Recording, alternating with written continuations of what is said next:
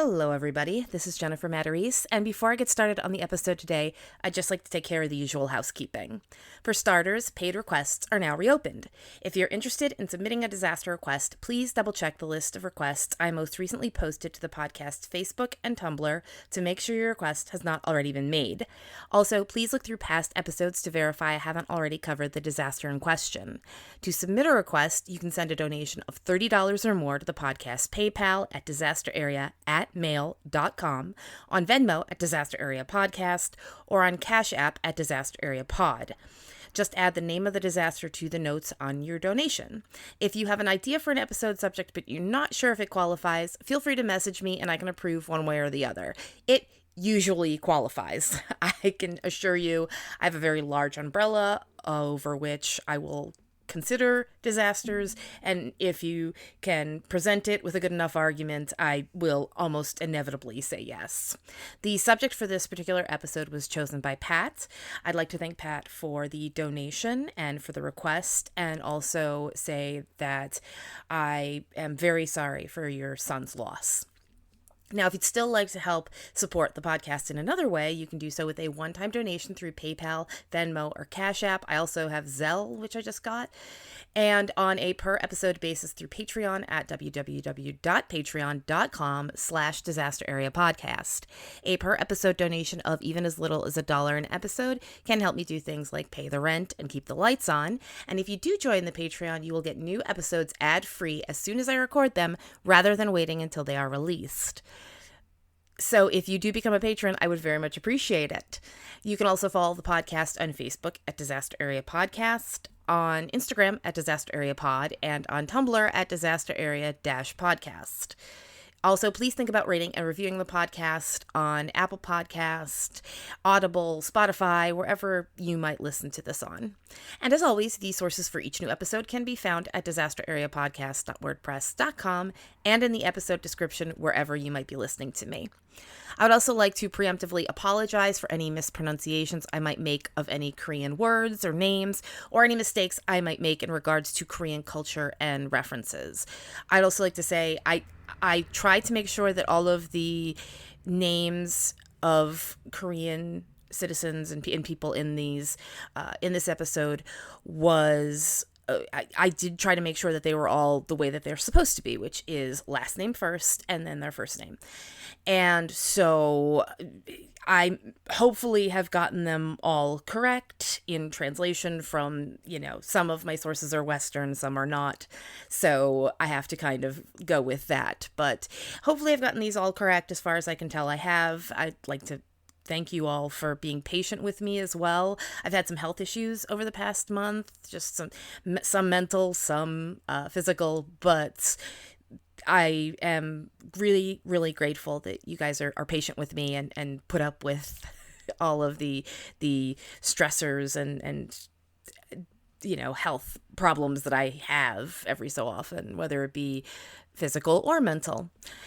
So with all of that taken care of, thank you very much for listening, and welcome to Disaster Area.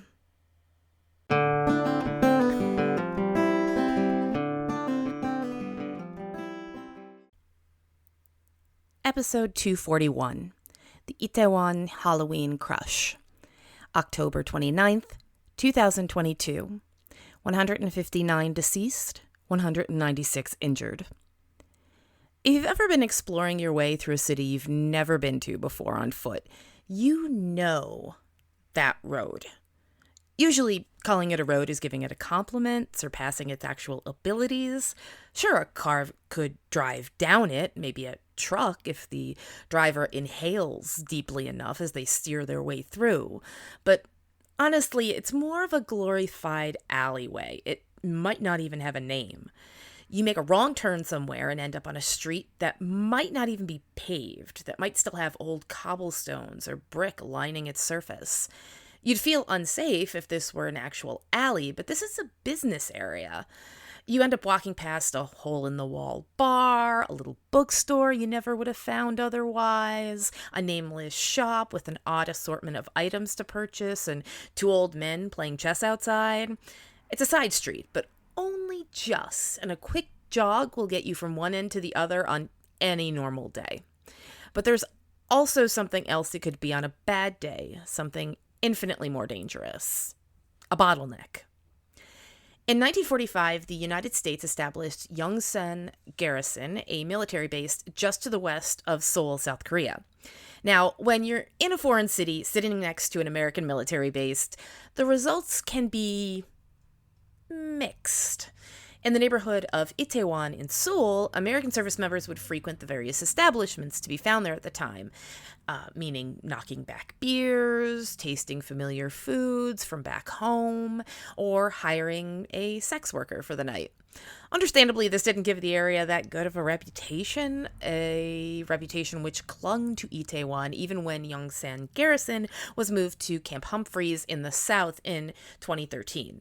So there is still a military base just outside of Seoul. It's just away from Itaewon at this point. But because Itaewon is a place that draws people who are not from Korea, or at least it has for quite a while, then a lot of foreigners and tourist visitors, that sort of thing, still go to Itaewon all the time.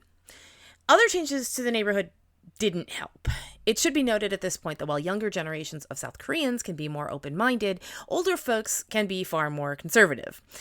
Obviously, that's true of a lot of countries.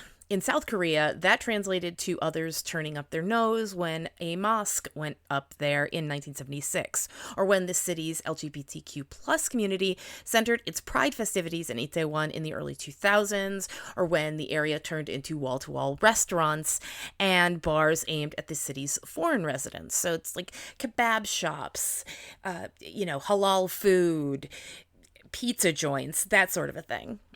Itaewon, for many people, was that place you went to if you wanted to get yourself in a bunch of different types of trouble before being murdered by someone who didn't even have the decency to be South Korean.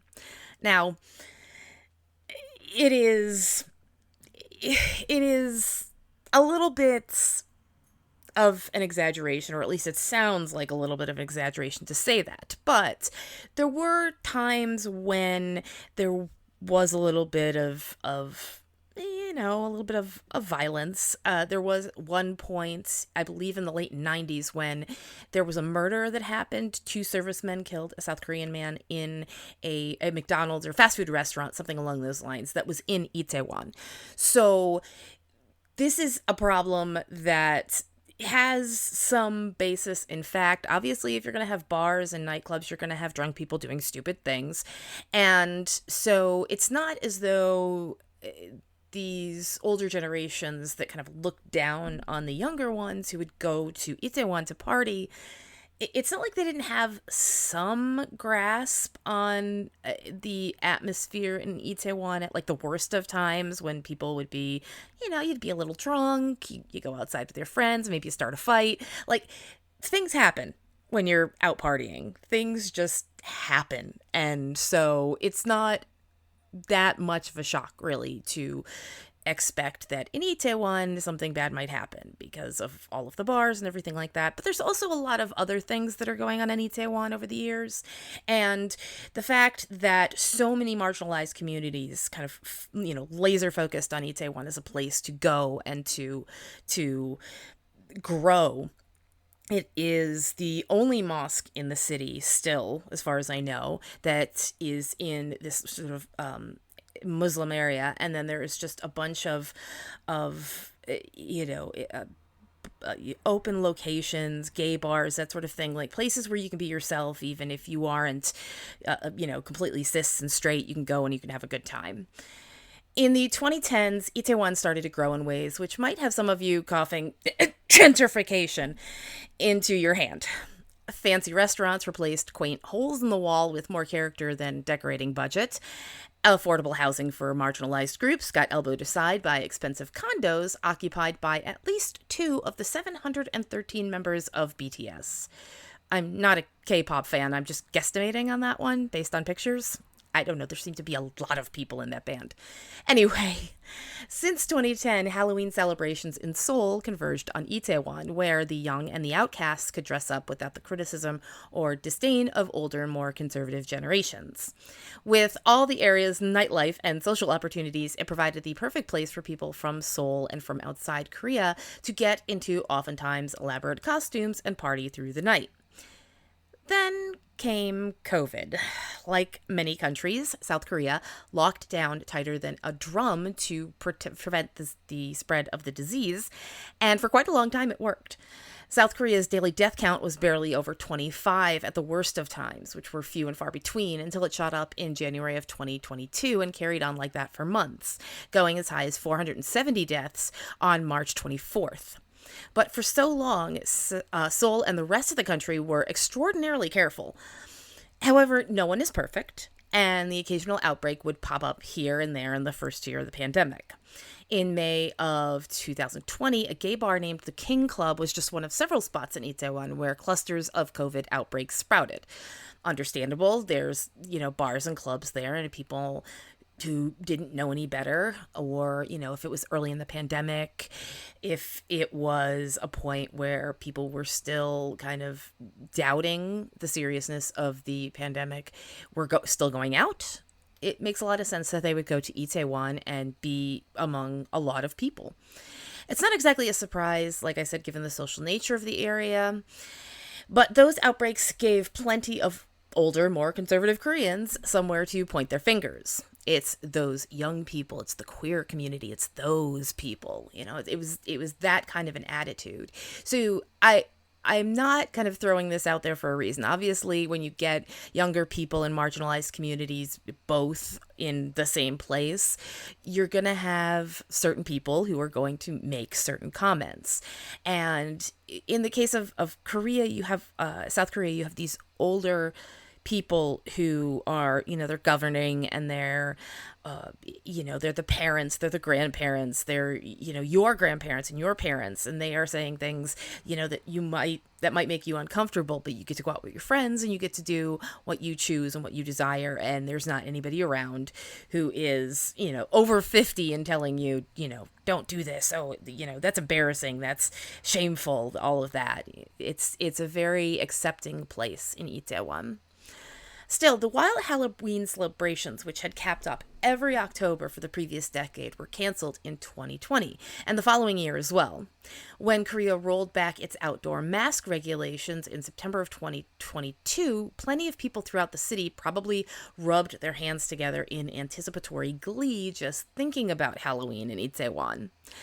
Halloween isn't a holiday for little kids in South Korea. It's more for younger adults going out to dress up and enjoy the spooky festivities at the bars. So Halloween worked as a good enough reason to go out all out, or, considering the previous 2.5 years, just to go out at all. The Halloween celebrations in Itaewon on October 29th, 2022 were highly anticipated, and not just because it was a good time. This year, with restrictions beginning to get rolled back, Halloween in Itaewon is back on. Still, the vast majority of people who would arrive in the neighborhood that night to celebrate still wore a mask. There were a lot of people you could see in the crowds who were still wearing masks, even over Halloween makeup. Some of them even worked it into their costume. Zombie medical staff, for example. It's just, you can see a lot of these pictures online. It doesn't take a lot of searching to find Halloween in Itaewon photos and videos where you can see how much work people put into their costumes. Earlier in the day, booths went up in Itaewon with special effects artists in attendance. When you'd get off the subway, and there would these tables and these booths be where you could go and have somebody who actually knew what they were doing in regards to your makeup do it for you. While there were makeup artists on hand for the 100,000 people who were expected to crowd the streets of Itaewon, the police were only sending about 30 officers to the scene to handle any sort of crowd control problems, give or take. I'll get into the actual numbers later. It's not 30, but it's still not good. Let's put it that way. If you were one of the thousands of costume young people converging on Itaewon on that Saturday night, you might arrive on Seoul's busy subway system, emerging from Itaewon Station just east of the Hamilton Hotel. Now, the Hamilton Hotel it's a 3-star hotel. It is one of the tallest buildings in the area, and the streets surrounding it host one restaurant, bar, and dance club after another. If you go to Itaewon and you just start walking around, that's basically all it is. You're just walking past one business after another that's for entertaining. If you open Apple Maps and look for the hotel there, you will see it surrounded by little orange dots, almost all of them which feature forks and knives or martinis or beer steins. It's all just bars and restaurants and, a convenience store here or there. There's the hotel, of course. There's a mall. There's all kinds of different things. There are other different kinds of shops, but a lot of the stuff there is just you go, you have a good time, you eat, you leave, that sort of a thing. The street just to the north, known as World Food Street, is 300 meters or nearly 1,000 feet of busy and packed clubs decorated with fake spider webs and glowing plastic pumpkins that particular night in October. So you have Itaewon Row, which is the main road. I think it's like 4 lanes or something along 4, 5, 6 lanes, something like that. In front of, or just to the south of, I should say, the Hamilton Hotel. The Hamilton Hotel is on a block in which Itaewon Row is in front of it, and on just at the corner, the southeastern corner, I believe, is the exit number 1 out of the subway station. And so you can get off the subway station there, and what you would normally do, because it is sort of the main area, is go up to the road behind the hotel, which is just to the north of the hotel. And that road is just one bar after another. There are no mini marts or anything like that. When you watch video of people walking up and down that road, it is just nightclubs. It is just bars. So it is a good place to go if you want to have a good time. You can go to all sorts of different places, whatever you're feeling like listening to. There are, scary bars, and there's a beach club, and there's all kinds of different things up there. West of the Hamilton Hotel, on any map you look at, is a short side street lined with paving stones, only 4 meters or 13 feet wide, or 45 meters or 150 feet long. So this particular street or alleyway, it goes from north to south, from Itaewon Row to World Food Street, which is right behind the hotel. And it is a relatively narrow alleyway. It is 4 meters across, give or take, but there are certain places in that alleyway where it gets as narrow as 10 feet across, not 13 feet. So you're talking like a very narrow alleyway to come down. What exactly is on that street is hard to tell from Google Street View. I went on Google Street View and I started going up and down that street. And then I realized that the images I was seeing were from 2015. And it's entirely possible what you can see is not exactly what's there anymore.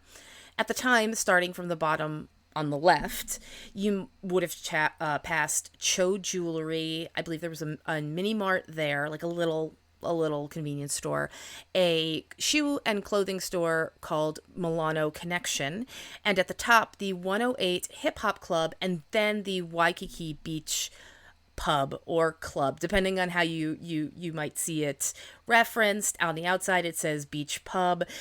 It's usually just referred to as the Waikiki, as far as I could tell. It has a wraparound outdoor patio at the top left-hand corner of this alleyway. And like I said, the alleyway itself has several things like this particular patio that narrow the alleyway even more than it started out, you can imagine. Excuse me. The narrow little brick-lined street, or I'm sorry, paving stone-lined street, leads from Itaewon Road to World Food Street, rising at an angle such that the building right at the top is about a story or so higher than the shops at the bottom of on Itaewon Row. So that jewelry store is about a floor below, a floor and a half, give or take, something like that, below where the Atelier, which is the bar at the top of the hill, is.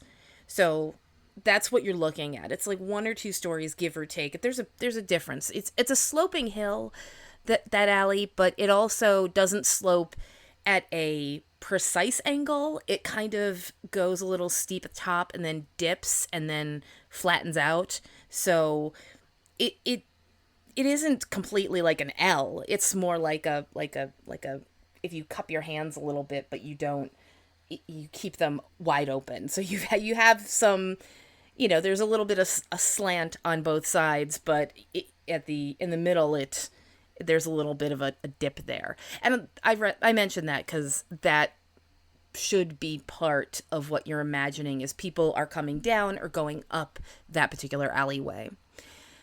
Once on World Food Street, there are gathering spots everywhere to be seen, with the street itself sloping upward to the west. So World Food Street, when you get up there on this alleyway, when you look to the left, the road is going to be going uphill. When you look to the right, it's going downhill. It's kind of the same thing where I think it's a little steeper on one side. I can't entirely be sure. I was trying to pay attention when I was watching all of the videos and looking at all the photos that I saw. And that's kind of the impression that I get, is that up to the northwest, it's a little bit higher. And so you're kind of going uphill as you go that way. I also tried to walk on World Food Street in Google Street View, and I ended up in several different restaurants by just clicking around. And you end up in these restaurants. They're decorated in that very trendy, like, sparse way that newer restaurants are. Or it reminds me a little of The Bear, which I think I've watched maybe one episode of The Bear, but I've seen the commercials for The Bear, and the difference between the restaurant that I saw in the first episode and the one that's in these commercials is a very huge distance. And that's kind of the same thing that happened in Itaewon with some of their old pubs and their old bars and their old restaurants. They get updated and replaced by these restaurants that maybe don't have as much character, or almost definitely don't have as much character, but now they're there. Earlier in the night, the atmosphere in Itaewon was excited and playful. With COVID restrictions dropped, the costume masses arrived eager and ready to go to the bars. We'd get a drink or two, maybe pick up something a little stronger if they could find someone who was dealing. People normally went all out on their costumes, but 2022 inspired people to just really go all the way. In the documentary Crush, a man in an impressively accurate Iron Man costume can be seen happily taking photos with amazed bystanders. It is a really good costume, and I say that as somebody who is a huge Marvel fan. Fantastic costume. There are other costumes as well. There are people wearing costumes from Money Heist, from Squid Game, from all kinds of different source materials. You had Mario and Luigi, you have Mickey Mouse, Minnie Mouse, all those kind of things. One of the women who was going to the celebrations with her friend Nathaniel or Nathan, I can't remember what his name is specifically. You can see him in Crush and other news stories. He is a very large presence. He's a fashion designer, and he dressed up that night as, God help me, somebody from some sort of anime or some sort of video game, and my brother would kill me if he knew I did not remember who this character is. But she, the woman who in question, Grace, she came dressed up as Audrey Hepburn. Beautiful woman. She is in this costume. She looks amazing. I cannot speak enough about how beautiful she looked that night. And I mean, her friend Nathan, Also looks really good. But she really just knocked it out of the park. Just this really simple, beautiful outfit. Looks great. There are, like I said, there are group costumes. There are the Teletubbies, sexy Super Mario, I think I saw in one, and what looked like COVID rule enforcers armed with sanitizing guns for those with a somewhat morbid sense of humor. 100,000 people were expected to be swarming the streets of Itaewon, although that was probably an underestimate. Itaewon subway station would later report to the police that 130,000 people arrived at the station by train that night. But that didn't include those who didn't take the train to Itaewon and those who got off at another station in the area and walked over to Itaewon. So if you were living in the area and you walked over, they didn't count you. And one of the survivors who unfortunately lost his fiance in Itaewon speaks in an episode of Undercover Korea about how they got off at the nearest station to the east and then walked over to Itaewon, probably presuming, like a lot of people may have, that the subway station in Itaewon was going to be packed, and it was. Amongst the crowd were a group of foreign students in a study abroad program together in Seoul. 20-year-old American Anne-Marie Geisk, I believe I'm pronouncing her name wrong, I apologize if I'm not, stood out amongst her friends, and in Seoul as a pretty white girl with blonde hair. Now, she's not the only pretty blonde girl with blonde hair in Seoul, but it's really easy to pick her out of a lineup in a lot of the footage that you see. She just stands out in a crowd, particularly in Seoul, Korea. Her friends were Sara Camargo, Ariana Ibarra, or Ari, Steve Blessy, Tia Bar, or Barry, or Barra, depending on how you pronounce it. It's like the Barry or Barra or Barry in Wilkes-Barre. And Bianca Zapian wanted to go out for Halloween and have a good time. And Ari was able to persuade Anne to tag along and visit a bar for the very first time that night. She kind of poked her and prodded her, come on, let's go, come on. And she finally said, okay, I want to see the costumes, we can go. Earlier that day, Sara, Anne, and Bianca went up to Seoul Tower, taking typical touristy photos from the spot overlooking the city. There's video of them kind of doing really bad British accents for fun. At the end of their visit, Anne dropped a postcard to her family about the trip into a mailbox that was up by the tower. So she takes video of what's on this postcard, and it's a very sweet postcard. It says, I'm so happy here. It was my birthday the other day, and I had a really great birthday. I miss you guys so much. This is just, I'm so happy with everything that God has chosen to give me, that sort of thing. She's just really happy, and she seems really sweet. That night, Steve Blessy's dad texted him before the group went out for the night. He said, I know you're out and about. Be safe. That was what he texted him. Now, when I said Anne Geisk stood out in the crowd, I did sort of make a point. There are a lot of videos from this particular night, cell phones, security video footage, etc. And in a sea of heads of dark brown or black hair for the most part, the sunny blonde with the bright smile is easy to follow, even as the crowd closes in tighter and tighter. They highlight her in the documentary Crush because, for reasons we'll get to, but you can see her in a lot of these videos. You only see maybe, I want to say 2 or 3 other people who are Western and blonde. There are other blonde people in the crowd, but that's, the hair is dyed and it looks a lot different than sort of somebody who's a natural blonde who shows up. And, she's really just, you can pick her out of a lineup, which is how you can see where she's going in this crowd. When the study abroad students arrived on a packed train at Itaewon, they already knew what they were getting into. Steve was actually getting text from a friend saying, oh, wow, it's packed down here. You guys, just keep that in mind when you get off the train. It's going to be, packed. The train was wall-to-wall with people, and like I said, they'd been getting text from others they knew who were already there. So it wasn't a shock when they stepped out of the train at Itaewon into a subway station where personal space was a luxury no one could afford. Cell phone footage taken by the group of friends shows people very, very slowly headed up the steps to the street, shoulder to shoulder, chest to back. There is some space, but the exits onto Itaewon Row are very, very packed. There are people who are coming down when they arrive because they get there at about I want to say about a little after 9.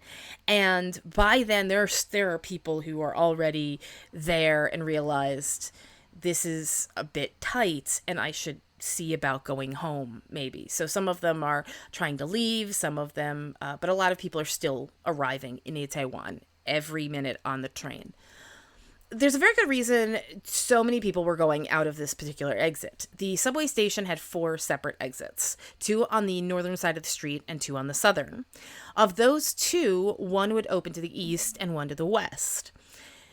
Exit 1, the one so many people chose to exit that night, was on the northern side of the street, emptying to the west. So that was the one right in front of the hotel. It was right in front of the hotel, empties to the west. People can just walk right out.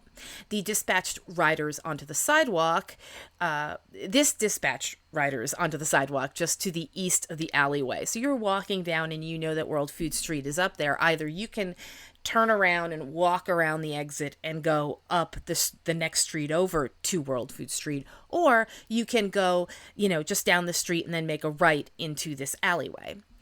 The friends debated going back home. I mean, yes, it's crowded. Yes, it's packed, but they're still in the station. They could just get back on a train, head back to their rooms, curl up with a good book or a favorite movie instead.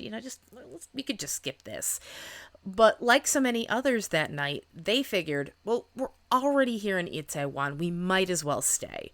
There are several interviews that I saw with people who survived, or people who managed to get out, or people who managed to avoid the alleyway, people who got to Itaewon, realized how packed it was, and kind of debated going before basically saying the exact same thing to themselves, which was, well, we're already here.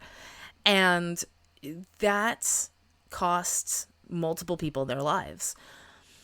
It took that particular group of people, those students, about 15 minutes of following the will of the crowd before they emerged onto the street level. They were in that subway station for 15 whole minutes. It should have taken them maybe a minute and a half, 2 minutes to get through everything they had to and get up onto the street. Any normal day, that's exactly what would happen. But that particular day, the crowd was moving very slowly, and it was you were looking right in front of you as a person, right behind you as a person, to your side. Both, there's people there too. So it's really packed. In a video shot by one of the American students, or one of the foreign students, I should say, people move up the steps at a snail's pace. Every footstep is more like a shuffle. And that you see that a lot throughout the videos, that people aren't walking in a lot of them. They're just kind of shuffling along. That's all you really can do. You can barely pick up your feet because the crowd is so tight that you can't even raise your legs that high. So you kind of just have to shuffle along until you get to a bar or something along those lines. Out in the open, after emerging from the subway station, by now moving in the area around the Hamilton Hotel involved less walking and more shuffling along with the crowd, with the occasional opportunity to duck through an open space and walk to a better position. That's if you could get to either side of the sidewalk or the alley or the road and get in to where this, into a bar, into a club. And that really depended as well. If you tried to get into a club and the bouncers were outside and they said, oh, it's too packed in here, then you can't get in there. And that's just the way it's got to be. Several security cameras catch the friends as they pass by, walking single file through gaps in the crowd near the walls. Anne's blonde hair is a bright spot in every shot.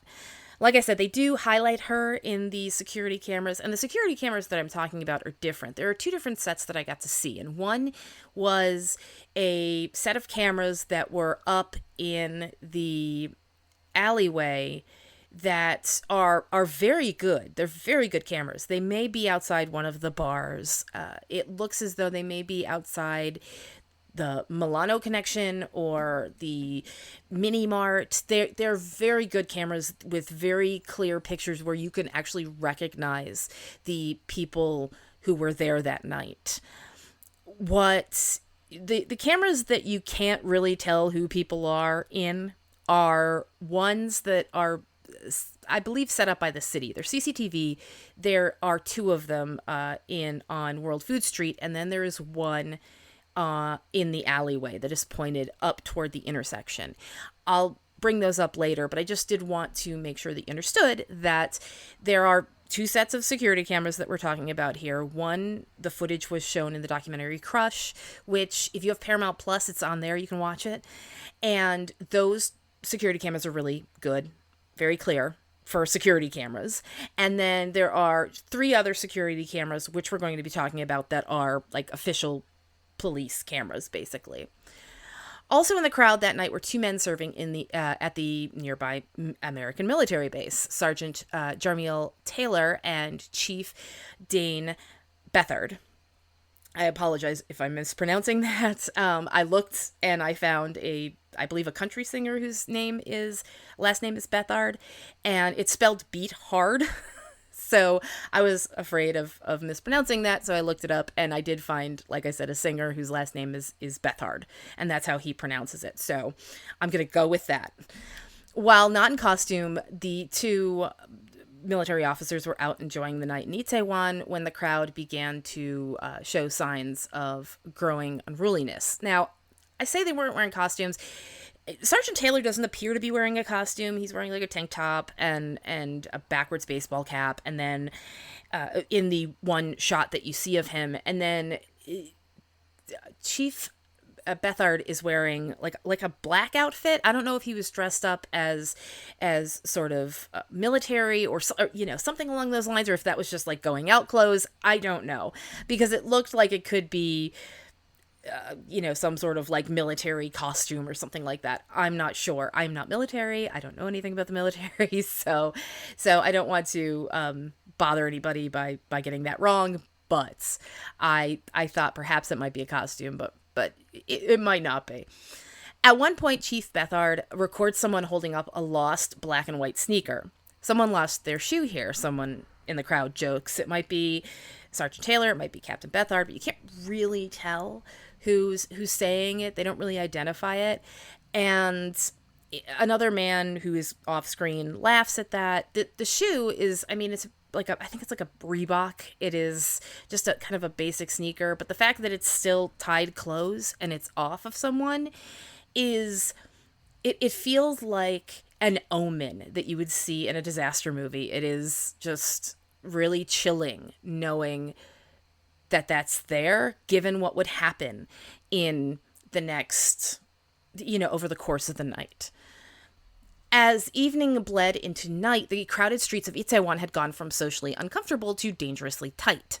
We've all been to a concert or street festival where maneuvering the crowd was like trying to walk through a busy doggy daycare on a rainy day without getting any mud on you, an experience I have had multiple times. But the crowd soon became more liquid, flowing more than being, kind of herded around.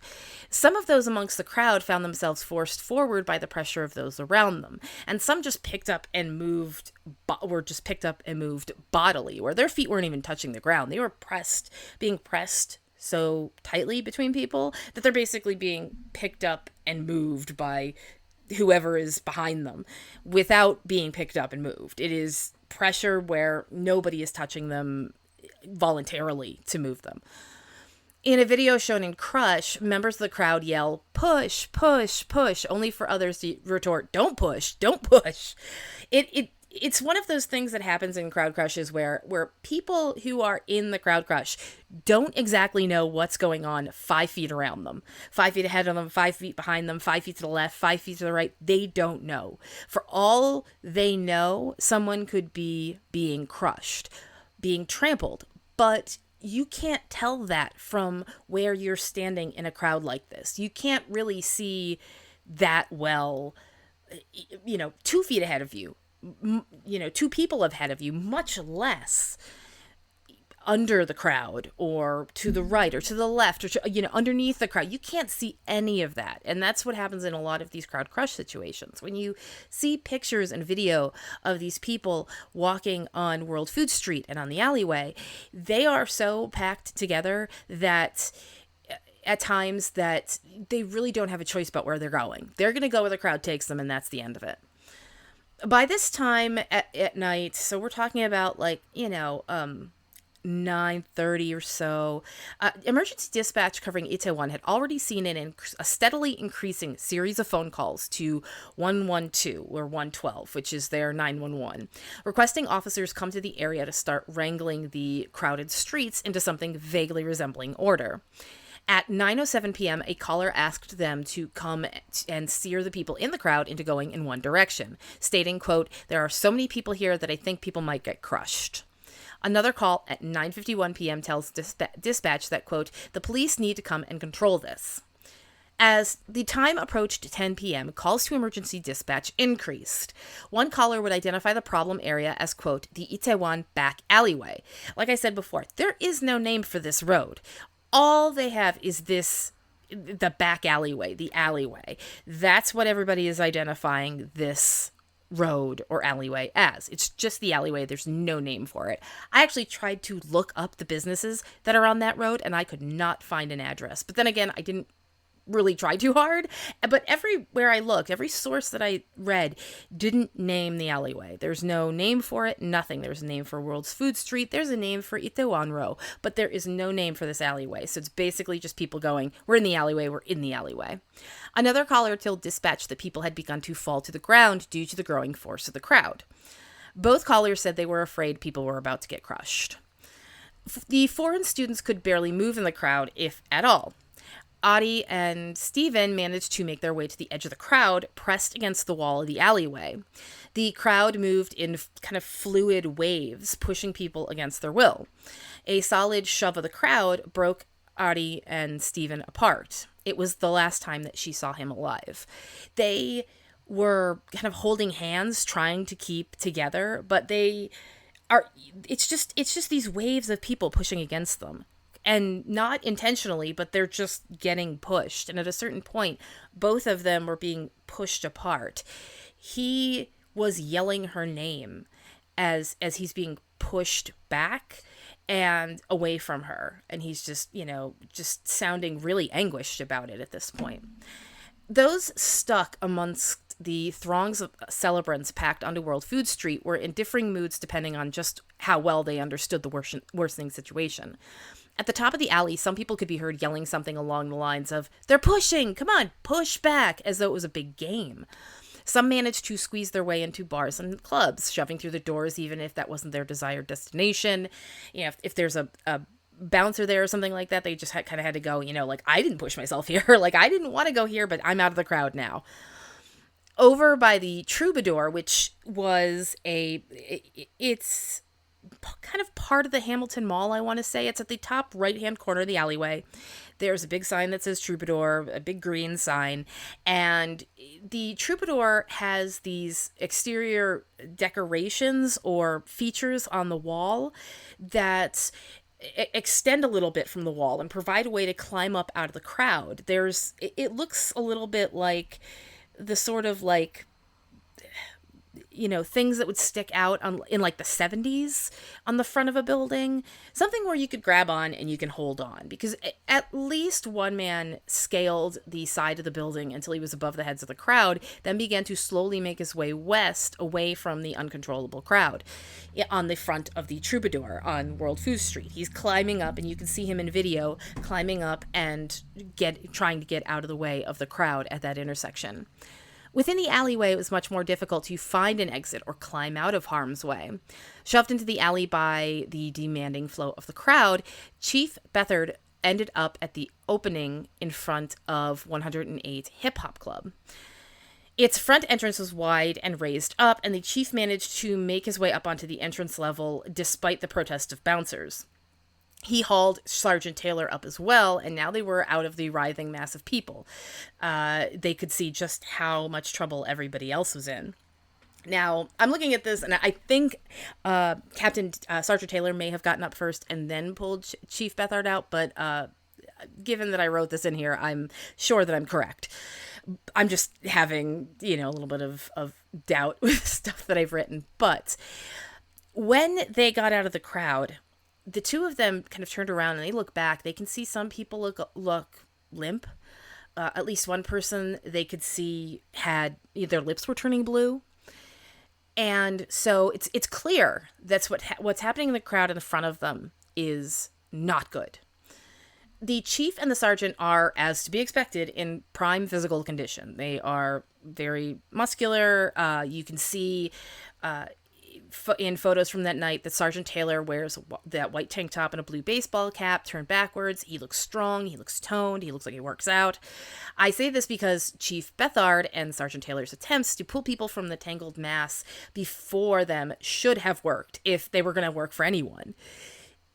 The people who were piled up in front of the hip hop club and by extension in front of the Milano Connection were piled up, one on top of each other. It's like a sandwich. And the thing is, you don't land flat. You land with your leg going one way and your other leg going the other, and one arm this way and one arm that way. One of the survivors who was in Undercover Korea talked about how she had her one leg, her right leg was bent to the right, and then her left leg was sort of bent back, and then her back was also bent back, and then her left arm was like propping her up. So she's twisted like a pretzel in this. And that is kind of how everybody was in there. It was one of those things where you couldn't just pull people off the top, or you couldn't pull them from the bottom. They're all tangled up. It's like it's like the Barrel of Monkeys toys, where they're all kind of hooked onto one another, and you can't just reach in and pull them all out and they'll all be in pieces. It's really, they're all kind of connected to one another. Now, Chief Bethard and Sergeant Taylor, they're two big guys, but they didn't have the power to pull people out of this pile. It's clear that there's no way they're going to be able to get people out of this crowd. In one photo shown in Crush, Sergeant Taylor can be seen leaning over toward the crowd, and yet it is difficult to tell from the row of people lying or standing before him how they can be helped. It's hard in some cases to tell where one person begins and the other ends. One man close to the club, despite his face being blurred, appears that he might already be unconscious. He's limp. He's not really moving. There are a few people who might be unconscious. The thing is, a lot of their faces are blurred, and so that really doesn't help you tell one way or another. The people who are still conscious may not be able to move at all as well, so there's that to worry about. But you have just these terrible things happening to people, and they can't get out, and the people who are looking at them can't get them out. In the middle of the crowd, Malaysian construction worker and aspiring fashion designer Rao made a phone call to his friend Kim Dae-hui. He told Kim where he was and what was happening, and that the woman he was next to needed help. "I've got to go," he suddenly told Kim at one point. "Her hand is cold." Rao hung up on him. Later, Kim would spot in video from that night, trapped in the crush, Rao looking pale and distressed, as he called it. At the same time, Sarah, Bianca, Anne, Stephen, Tia, and Ari were all trapped within the crowd as well.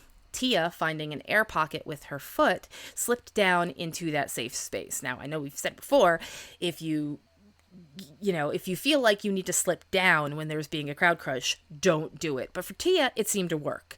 It's maybe one of the few times I've ever heard of it working for anyone in a crowd crush, of slipping down and getting into an open space below all of the crush that's happening above you.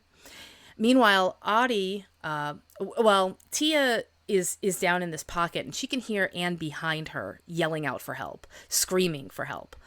Meanwhile, Adi was taking encouragement from a man standing near her. He told her to put her fists up like a boxer in a match to give her lungs space to take in air, and she did that. He wrapped his arms around her to protect her, and she tried to stay upright, something very few people managed to do in that part of the alleyway that night. In security camera footage from a location across World Food Street and from the Waikiki Beach Pub, the crowd on the street at 10:10 p.m. is dangerously packed.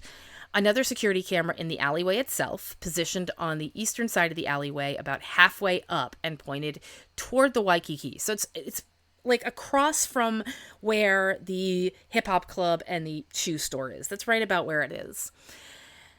Shows that there's still somewhat of a steady flow of people in the alleyway at the same time. There's still people coming down and going up this alley. It's tight, but it's not very hard for people to move yet. It's kind of getting to that point at 10:10 p.m. On World Food Street, those in the crowd can be seen pressing against one another as though having encountered a wall just outside the Waikiki Beach Club. So just up out of that alleyway and to the left, there is a point where these two parts of the crowd are kind of hitting one another. And it is, putting pressure on people, just this wall that seems to have gone up in the crowd. You can see it clearly where there is kind of this delineation in the two parts of the crowd that are kind of banging against one another, basically. At 10:13 p.m., the packed crowd above the alleyway begins to flow down into it, one assumes against their own volition. From the survivors who were sort of in this flow down the alleyway, it seems as though they didn't have a choice. It wasn't something where they said, okay, well, we're going back to the subway or whatever, we're going down to the mini mart or anything like that. It was a decision that they did not consciously make. They're just sort of moved by the crowd down into this alleyway. Those on either side of the opening to the alleyway end up pushed or forced to follow the crowd down the slope. At 10:14 and 30 seconds, the number of people now in the alleyway is so dense that those on the right side in CCTV footage have slowed to a stop. 30 seconds later, those near the center of the alley are slowing as well. So it's more the people who are on the left side, who are on the side by the businesses, than the people who are over by the hotel. They're kind of stopped in one place, but the people on the left side are still kind of moving. In that alleyway, people were walking in two lanes and, kind of like cars on the road. People were walking on the right to go down and on the right to go up. So there's two different lanes and people were moving just fine for a while. And every so often it looks a bit tight, but they were going pretty well up until this point. But as it's kind of approaching that 10:15 mark, you start to see this pileup begin to happen in the alleyway. Those above continue to move down the hill. Oh, I'm sorry. Excuse me. I skipped a sentence. At 10:15 p.m. and 15 seconds, the crowd just above the 108 Hip Hop Club look knotted together like a pair of wired headphones tossed carelessly into a purse. They clump up, and it really kind of does look as though this is the moment when people at the front fall forward. This is the point where the pileup starts. Those above continue to move down the hill, leaving those in the alleyway to be moved from behind by the crowd, whether they wanted it or not. So the crowd on World Food Street appears to have become unclogged with foot traffic flowing in both directions, as though, they're pushing this clog of people from up in World Food Street and pushing it down into the alleyway, which means they can still go now, but all of these people have now been pushed into that alley. At 10:16 p.m., the alleyway camera shows a clear jam in front of the Hip Hop Club. This is the jam that you see in photos that were taken of the two military officers who have managed to make their way up onto this riser and start trying to help people. Is you can see that it looks like a beaver dam made out of people across the alleyway at this particular point. Somebody's fallen forward and somebody fell on top of them, and the next thing you know, there are 200 people tangled up in a big pile right here. Over the next several minutes, the alleyway camera shows those on the right at a dead stop. Those on the left are so packed together they shouldn't be able to move, and yet as people continue to move down, the clog appears to get thicker, even as chunks of the crowd are forced forward every 10 or 15 seconds. So there's still like pushing going on. There may be people at the front who are getting pushed out, or people who are tumbling over the top or something along those lines, but it looks as though there is some movement, but there's clearly a blockage in this alleyway. By 10:23 p.m., the crowd in the alleyway is no longer moving at all in security camera footage, even though people are still entering the alleyway from World Food Street. Another camera on World Food Street, pointing east toward the intersection of the street and the alleyway, captures the difference in the crowd pressure between the two sections at 10:29 p.m.